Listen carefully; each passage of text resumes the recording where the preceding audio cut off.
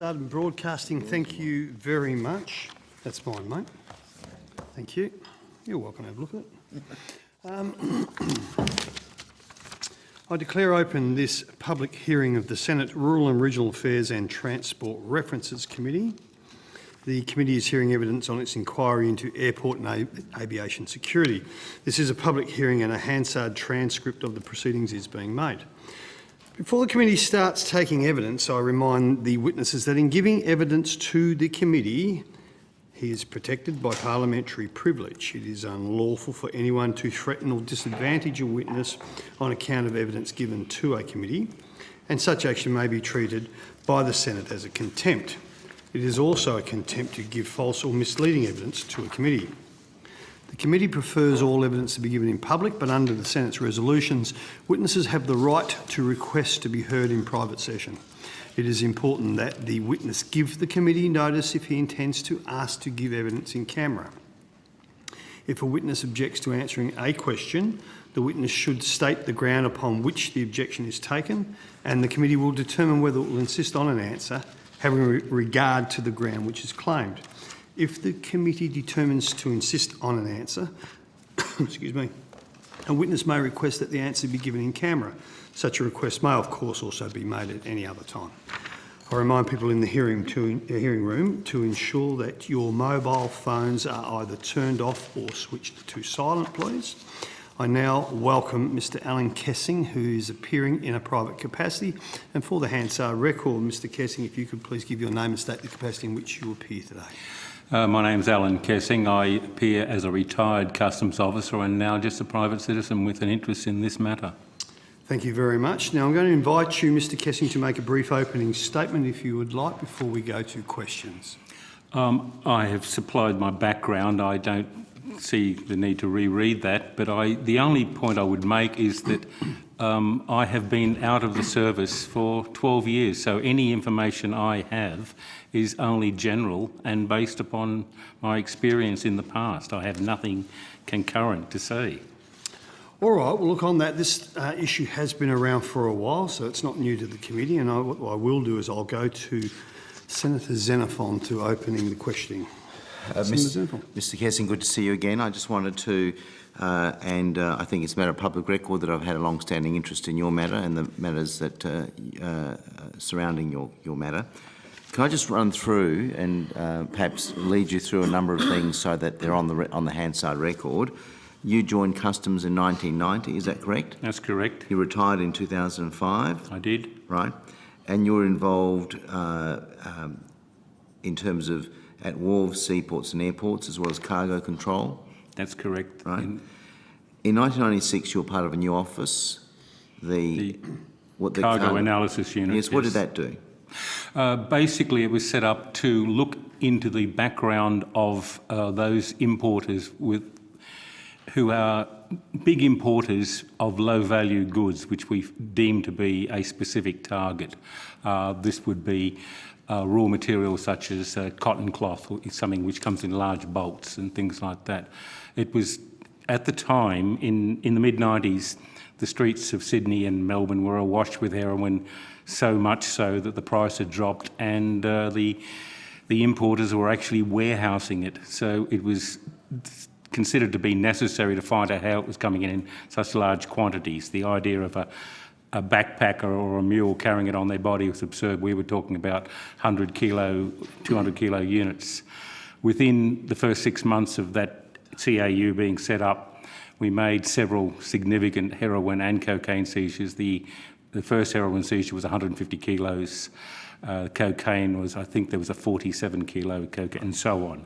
So it was specifically to analyse all the background of importers using techniques which we evolved from other areas. I just want to go to the terms of reference and try and confine these questions. In terms of, you made it clear that you haven't been in customs since 2005, but when you were there, you were commissioned within customs to prepare some extensive reports on airport security. Is that right? That's correct. Right. And Mr. Kessing, I think that the committee that there will be an opportunity for you to give evidence in camera, so that rather than mentioning specific names, specific individuals and the like, there might be an opportunity for you to be able to speak, to give us further information in camera. But I just wanted to get a broad conceptual approach of what's occurred. My understanding is that in the 1990s, Qantas commissioned former police officers to investigate criminal conduct of non-government staff, that is baggage handling, catering, cleaning and aircraft maintenance. Is that right? That's correct. They called it Operation Sleeper. Operation Sleeper. Now, you, in 2002, you were invited to join it because of your experience. You were invited to join a covert unit within Customs following this Qantas inquiry, correct? That's correct. And what was that unit dedicated to? It was a covert unit in as much as most Customs officers didn't know it existed. Our remit was entirely behind the public line, what is called the sterile area. It involved intelligence gathering, surveillance of basically everybody, and that included other officers as well as the officers of other government services, such as quarantine and so on. And so there were concerns if there were Customs officers who may have been themselves corrupt? Correct. Right. And you're probably familiar of relatively recent reports of Customs officers, some Customs officers being swooped up in investigations and charged with corruption. It's been a long-running thing, yes. Right. Now, you completed, and what were you asked to report on? You were asked to prepare a report because of your experience? In the first instance, I was asked to look at the Qantas report, which had not been acted upon by Qantas. It was entirely their internal report, but it had been made available to Customs. And I was also asked, given my background in intelligence analysis, to review all the material which had been gathered by that covert unit, but had never been subject to proper intelligence analysis. It took me possibly two months at least just to go through the material we already had. I reported to my senior officer my findings, and on the basis of that I was instructed to write a specific report on the passenger screening staff, who were deemed to be the first example of a risk. Okay. And you completed that report in late 2002? That would be correct, yes. Yes, and you forwarded it it went to Customs in early 2003? That would, yes. I'm a bit hazy on the details, but I would say that would be correct. So you completed it at the end of 2002, and within a couple of months it made its way up. I believe February, yes, February 2003. Right. Now, what happened as a result of that report? It was rejected by the Customs Airport manager out of hand. Right. On no what further basis? He didn't give us grounds except to say that it was only referring to the passenger screening staff. So were you asked to prepare another report? By my senior officer, yes. When was that? In late 2000? Immediately after the first report was rejected. So Right. that would have been... Would that have been in late 2003 or later in 2003? I would have begun it more or less immediately, say March 2003. Right. And I finished it about 4 to 5 months later. Okay, so about mid-2003. And how different was that report compared to... What was the scope of that report? The first report had been purely to do with the passenger screening staff. This time, because the criticism from our airport manager was that it only dealt with one section of staff, we decided to take a sample of a 10% sample of every person who held the air security identification card, which enables access to the sterile areas. So I basically got a list from Qantas, or ASIC as it was called at the time, of everybody who held one of those cards, and simply took 10% of them and thoroughly checked their backgrounds and so on. So when you say you checked their backgrounds, did you have access to whether they had any criminal convictions? I did. I had access to the databases of several law enforcement agencies. Okay, so you were given quite high-level access. I believe I had one of the highest accesses in Customs at the time. Right. And did you, and in broad terms, what did you find with that 10% sample? Given that it was entirely random, the findings were quite shocking. You have the redacted report here. Most of the figures are available. 20% of the persons holding those identification cards enabling access to the sterile areas were found to have criminal convictions. About half of those were serious convictions, including drug trafficking, assault, and other misdemeanors. Hang on, so these are people working in sterile areas for customs, or No, not for customs. but in terms of in terms of being involved in passenger security and baggage handling. The baggage handling. Literally everybody who works behind the baggage handling, the cleaners, more screening staff, the airport provenders, the aircraft provenders, those who actually go on board the aircrafts once the passengers disembark. Quite literally everybody who is behind that line. Okay, so people who had access to the baggage, who had sensitive access to behind the sterile area. To the baggage, to the aircraft, and to other goods. Okay. Yes. So what you found shocking was what the level of people with this ASIC card, this identification card, security card. The security card, 20% had conviction, including, and half of those, in other words, 10% of the people that you sampled, had convictions for things including drug trafficking. That's correct. I believe the actual figure was 26. It is available in the report. 26% had convictions, and I think the figure was 12 or 13% serious convictions. So about 1 in 8 had serious convictions. Easily. So you were surprised by that? I was astonished. Okay. As well as, now those are just people we could identify. What was most worrying was the degree of identity fraud in obtaining those cards. There were a number of individuals who had cards in multiple names. There were at least 8 people who were unidentifiable on any known database. They did not exist. They weren't on the electoral roll. Right. They didn't have driver's licences. They didn't own cars. 8 people, yes. Of my sample of about 500, it would have been. So about 1.5%. Yes. Almost 2%. Yep. They didn't exist. They did not exist under the names for which they had those identity cards. No. The fact there were any people on that list. Correct. Is quite disturbing. That was quite shocking. In fact, subsequently, when this second report, more comprehensive report, was rejected, because I'd been liaising with Department of Immigration staff and using their databases, they were so shocked that there was not going to be any action on this bigger report that they went out and arrested under their own powers 2 people who were on the screening staff who were in fact illegals. Okay. Whom I detected. Right. So as a result, there were arrests carried out, but you're saying that was a result of the Department of Immigration. Immigration under their own powers. Yes. Under their own powers. So you prepared this second report, which included quite shocking information. What happened to that report? That was also rejected. When you say rejected, what do you mean by that? By our senior customs airport manager. He was the most senior person in the Sydney airport. To be clear, if I can, sir.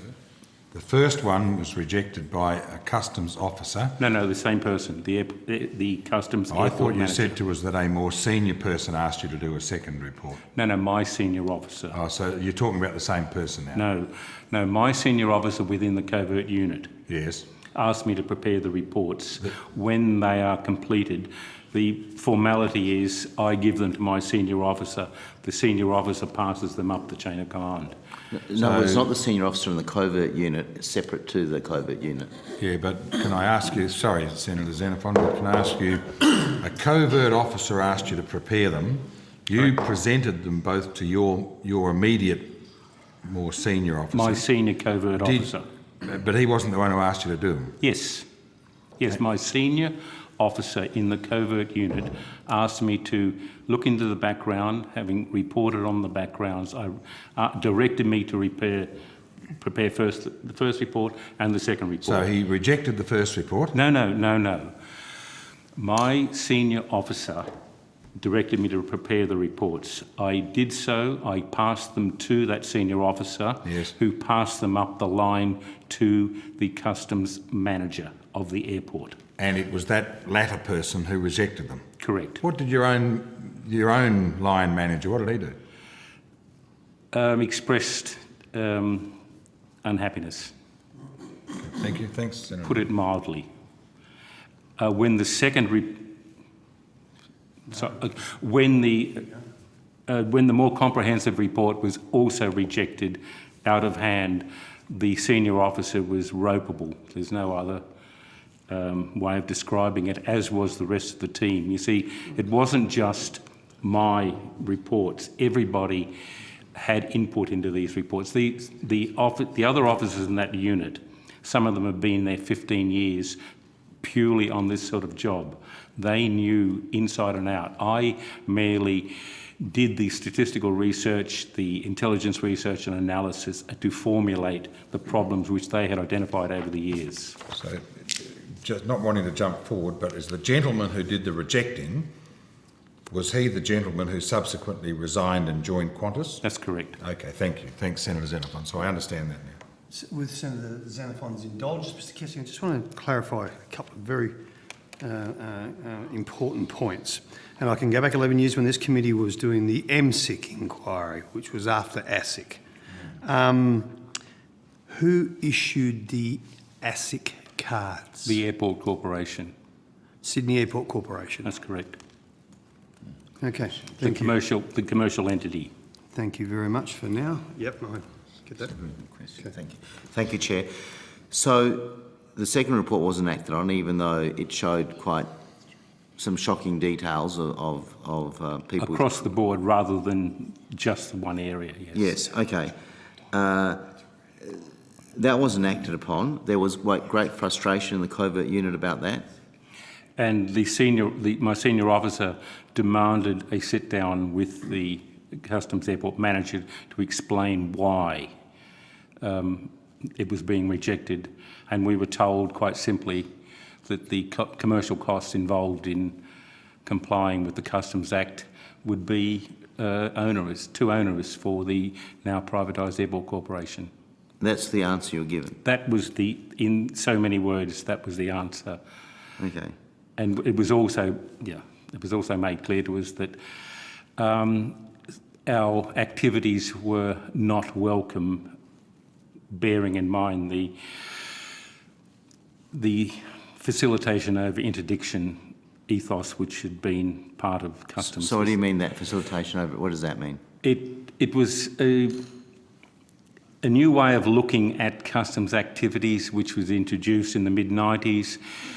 If there was ever a chance of major, we were always to err on the side of letting something go rather than interdict. It was to facilitate imports of legitimate cargo and persons crossing the border, as distinct from being concentrated upon interdiction. Right. Excuse me, Senator, can I just clarify something there? Mr Kessing, so is it fair to say that that response was about any cost to implement changes to improve security when you were talking we're just going to be too much? Is that part of... Okay, thank you. And all the changes that would have been needed would have been changes which would be borne by the commercial entities, the Airport Corporation, Qantas and the other private companies which operate behind the lines. That would not have incurred an official cost, because it is the duty, as stated by Section 15 and Section 19 of the Customs Act. Was a cost discussed? Sorry, Senator. Was a cost discussed? Oh, no. Okay. Merely that they would be onerous, because what we had found, apart from the individuals involved, what we'd found was too many instances of contravention of customs directions. Sorry. Can I just ask, subsequently the reports that you were the author of, these two reports, you were the principal author, is that right? Correct. They found their way on the front page of The Australian. That's I don't believe so. I believe that some elements, well, I know some elements of them did, because the front page of the Australian actually had a photograph of one page, which I recognised because it had a typo. I have an unfortunate habit. When I type the word officer, I mistype it always, and so it was an early draft which appeared on the front page because it had my typo. And without going into too much detail, as a result of that, you were charged under the Crimes Act, Section 70, subparagraph 2, a which retired. is the release of unauthorised information. The unauthorised release of. Unauthorised release of information, and you were subsequently convicted of that, In 2007, yes. right? And you received a suspended jail sentence of 9 months. That's correct. And just for the record, and you understand that giving misleading evidence to a parliamentary committee is something that can be subject to contempt proceedings and serious sanctions. Were you the person that released that, gave that information to the I Australian? was not. So you maintain that you're not. So when you were called a whistleblower, does that annoy you? Very much. Very much. Can I ask, please, Senator Xenophon, if knowing that what appeared in the newspaper was your draft, and you knew that because of the typo, can I ask, had the draft report been given to anybody at that stage? Yes. I'm trying to. So Yes, even as a draft, it had. Even the draft with your typo error in it was available to people other than you. Correct. Who? The people in the covert unit and other officers in intelligence.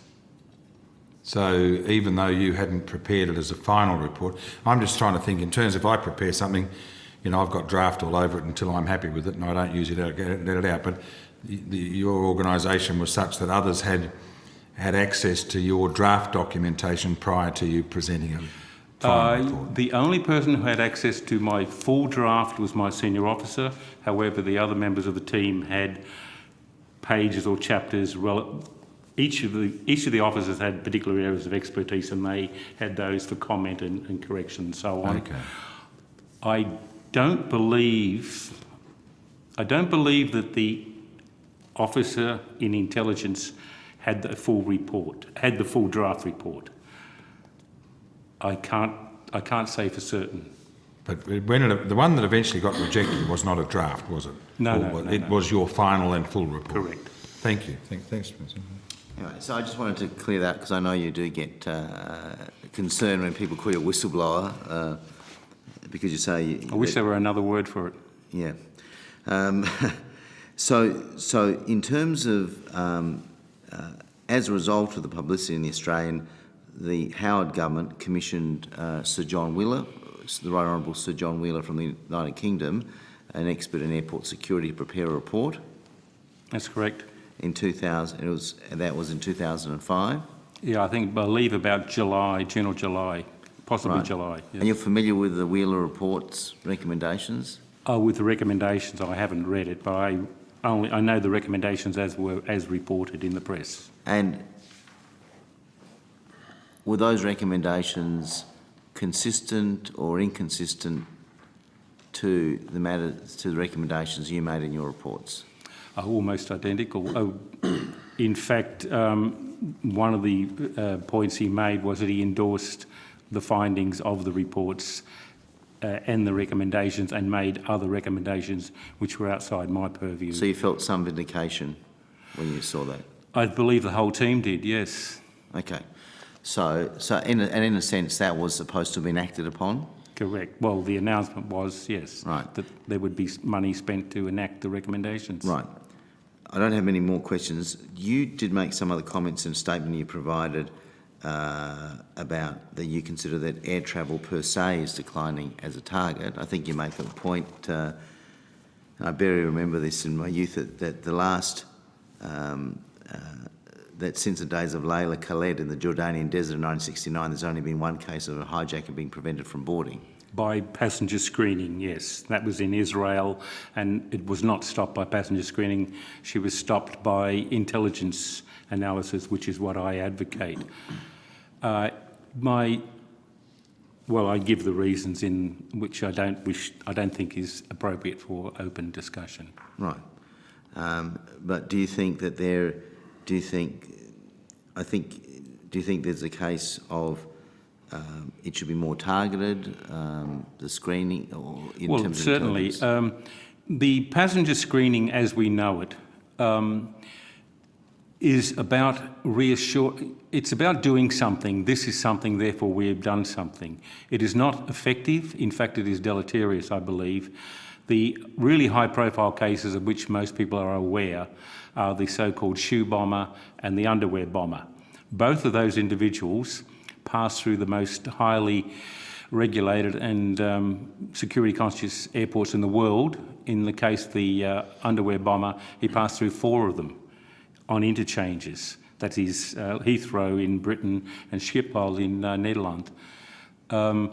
They were not detected, and yet, because they were failures, which is why we now have to go through these procedures.